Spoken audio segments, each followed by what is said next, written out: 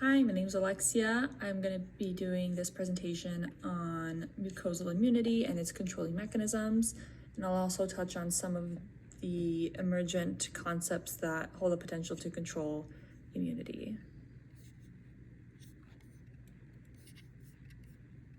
So mucosal immunity plays a very important role in protecting surfaces from pathogens. The mucosal surfaces are composed of epithelial cells, and they're found throughout your body, like in places like the digestive system, respiratory, and reproductive systems. It is your first line of defense against invaders, and even maternal antibodies like the immunoglobulin A can be transferred across these mucosal surfaces, providing innate immunity to newborns. They form these tight junctions between epithelial cells that help maintain these mucosal barriers, and it also helps in minimizing risk for infection.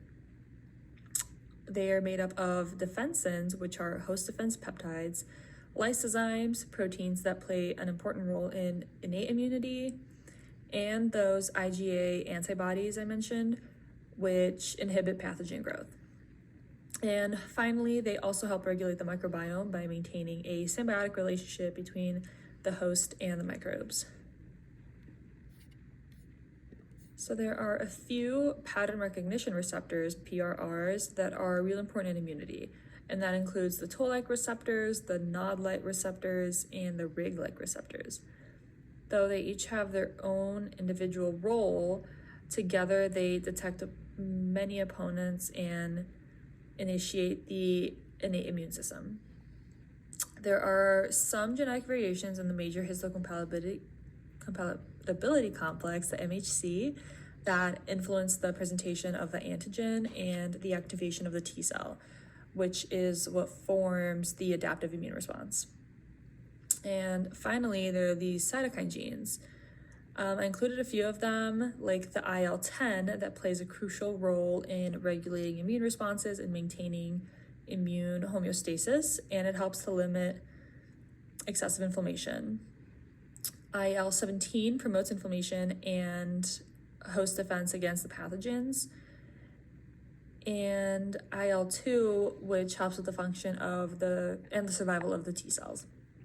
And below is just a picture that includes some of the interleukins that are inflammatory mediators and that bind to the receptors to help fight infection. So there are different barriers in cells involved in mucosal immunity. Epithelial cells are the main ones that line your internal organs, cavities, and mostly form the outer layer of your skin. The dendritic cells are important, the DCs, because they initiate adaptive immunity, and the macrophages phagocytose pathogens and produce different cytokines to regulate inflammation. T and B cells also play a major role in mucosal inflammation.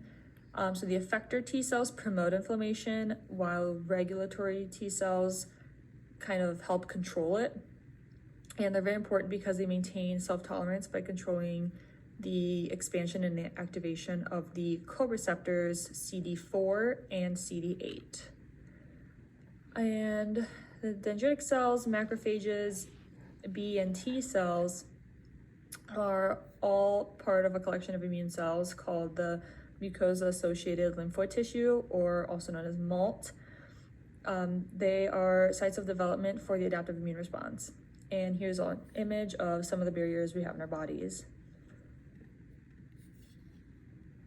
There are immunoglobulin A secretory cells that are found in mucous membranes, which are produced by B cells, and they play a critical role in neutralizing pathogens and prevent their attachment to epithelial surfaces.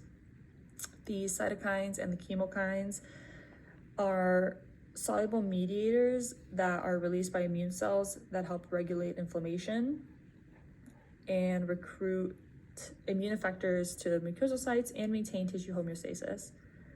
And the TLR's signaling pathways trigger the innate immune responses and shape the adaptive immunity by promoting antigen presentation and cytokine production. And there are different different subsets of T helper cells that play a major role in mucosal immunity as well. The Th1 cells produce IFN gamma and promote cell-mediated immunity against intracellular pathogens, while Th2 cells produce those interleukins IL-4, IL-5, and IL-13 that drive humoral immune response and allergic reactions. And finally, Th17 cells produce the IL-17 and IL-22, which contribute to mucosal defense against extracellular bacteria and fungi. So there is current research on how to help control immunity. One idea is to induce humoral and cytotoxic mucosal immunity directly to the site where the pathogen entered the body. Another is the use of the CRISPR-Cas9, which has been widely used to correct genetic variants with the hopes of treating many different kinds of human genetic diseases.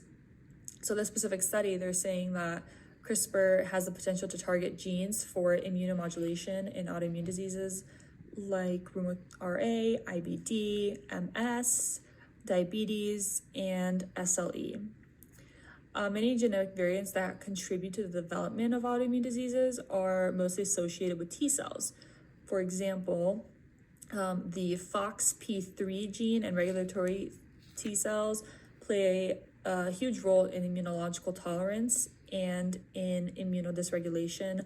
Polyendocrinopathy is caused by a mutation in this FOXP3 gene, and they're saying that CRISPR-Cas9 may be a potential therapeutic approach to manage this IPEX case. And with technological advancement and more studies and research being done, there will be a great increase to our understanding of the immune system and how we can use different methods to cure different diseases. And these were the sources I used. Thank you.